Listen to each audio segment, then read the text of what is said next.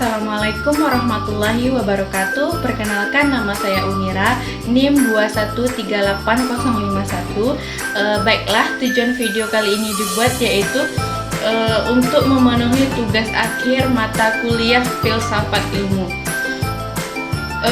Di dalam video kali ini saya akan menjelaskan hasil PPT saya, yaitu dengan judul Perkembangan Ilmu.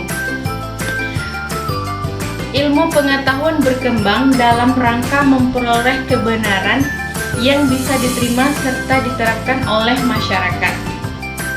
Baiklah, ilmu pengetahuan dikembangkan dengan berlandaskan 3 teori. Yang pertama yaitu apa, atau yang disebut ontologi, dan yang kedua yaitu bagaimana, atau disebut epistemologi, dan yang ketiga yaitu untuk apa, yang disebut dengan aksiologi. Tidak hanya mencegah persoalan yang dihadapi manusia, ilmu pengetahuan juga diharapkan dapat meramalkan serta mengontrol fenomena. Dalam konteks ilmu pengetahuan internasional, pengembangan ilmu pengetahuan dapat mempengaruhi agenda penelitian dengan messenger asumsi-asumsi dasar yang menjadi landasan perkembangan kajian ilmu tersebut. Baiklah, sebelum saya membahas lebih jauh lagi, di sini saya akan menjelaskan apa itu ilmu. Ilmu adalah sesuatu yang sudah diklarifikasi, diorganisasikan, disistematisasi, dan diinterpretasi sehingga menghasilkan kebenaran objektif, sudah diuji kebenarannya dan dapat diuji ulang lagi secara ilmiah. Selanjutnya, pengetahuan. Apa yang dimaksud dengan pengetahuan? Di sini saya akan menjelaskan, pengetahuan adalah segala sesuatu yang diketahui manusia melalui tangkapan panca indera, intuisi, dan filsafat. Sedangkan apa itu yang dimaksud dengan ilmu pengetahuan atau sains? Ilmu pengetahuan atau sains adalah ilmu pengetahuan tentang gejala alam yang diperoleh melalui proses yang disebut metode ilmiah. Selanjutnya, kemampuan manusia untuk mengembangkan ilmu pengetahuan disebabkan karena 2 hal. Yang pertama yaitu adalah manusia memiliki bahasa yang mampu mengkomunikasikan informasi dan jalan pikiran yang melatar belakangi informasi tersebut. Sedangkan yang kedua yaitu manusia mempunyai kemampuan berpikir menurut sesuatu alur kerangka berpikir tertentu. Di dalam filsafat ilmu, pengetahuan berkembang melalui sebuah proses yang disebut dengan perkembangan ilmu pengetahuan. Baiklah, di sini saya akan menjelaskan tujuan perkembangan ilmu pengetahuan. Di sini ada teman-teman yang tahu apa itu tujuan perkembangan ilmu pengetahuan. Baiklah, tujuan pengembangan ilmu pengetahuan adalah pada dasarnya bertujuan untuk mencapai kesempurnaan teori. Menurut Thomas Kuhn, ilmu dapat berkembang maju dalam pengertian tertentu jika ia tidak dapat mencapai kesempurnaan absolut dalam konotasi dapat dirumuskan dengan definisi teori.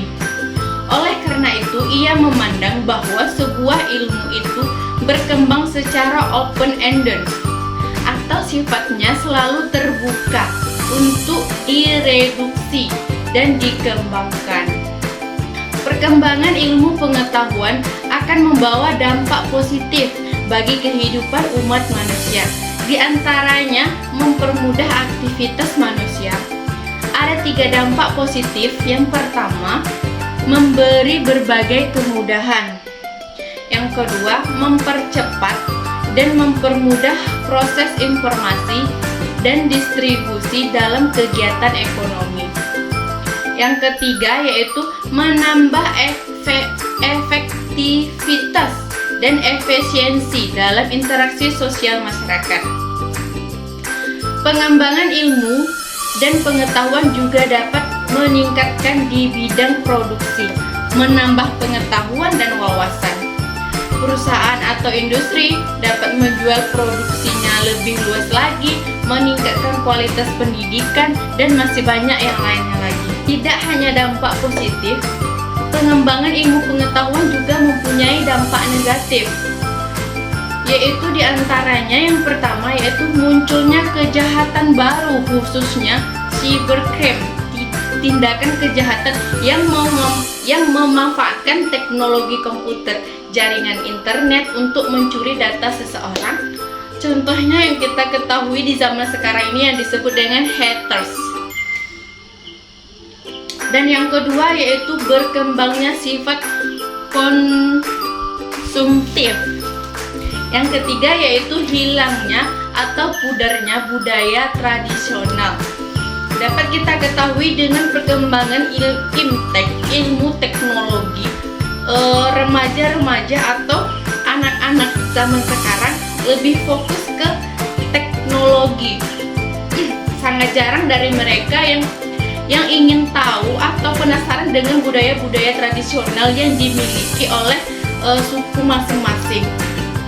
Yang keempat yaitu memudarnya atau kecenderungan sikap antisosial.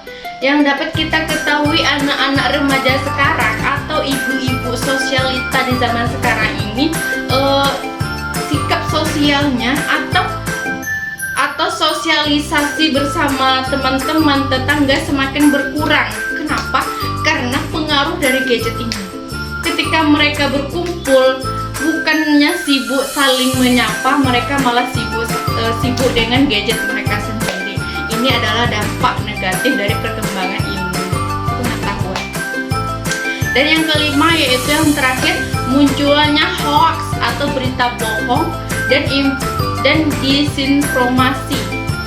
Dari perkembangan imtek atau perkembangan ilmu pengetahuan ini banyak memberi dampak positif, seperti munculnya berita hoax, banyak berita-berita bohong yang tersebar di internet, sehingga masyarakat yang awam yang kurang memahami tentang informasi teknologi, mereka pun percaya dengan berita-berita hoax sehingga mereka terjebak di dalam berita bohong tersebut.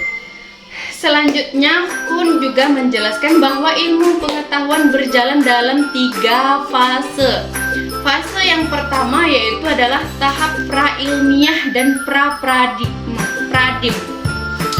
Fase ini umumnya ditandai oleh beberapa teori yang tidak sesuai atau tidak lengkap, hingga akhirnya salah satu teori ini menang. Hal semacam ini berlangsung selama kurun waktu tertentu sampai suatu paradigma tunggal ini diterima oleh semua, sehingga jalan menuju norma sains mulai ditemukan. Yang kedua yaitu tahap sains normal. Dalam fase ini, seorang ilmuwan mengumpulkan banyak teori layaknya kepingan puzzle. Dalam sains normal, tugas ilmuwan memperluas dan lebih membenarkan paradigma. Dalam wilayah ini bisa saja terdapat banyak persoalan yang tidak terselesaikan sehingga terjadi keganjalan. Kuhn menjelaskan keadaan ini sebagai anomali. Jika anomali yang ada terakumulasi dan menjadi akut, maka akan menimbulkan krisis dan memicu timbulnya paradigma baru, sehingga inilah yang disebut oleh Kuhn sebagai revolusi sains. Dan yang terakhir atau yang ketiga yaitu adalah tahap pergeseran paradigma. Pada periode revolusioner, ini suatu komunitas ilmiah yang menyusun diri kembali dikelilingi suatu paradigma baru. Memilih nilai-nilai, norma-norma, asumsi-asumsi, bahasa-bahasa, dan cara-cara mengamati serta memahami alam ilmiahnya dengan cara yang baru. Inilah proses pergeseran paradigma atau disebut shifting paradigm, yakni proses dari suatu keadaan sains normal menuju sains revolusi. Cara pemahaman dan pemecahan persoalan model lama ditinggalkan dan berganti dengan cara yang baru.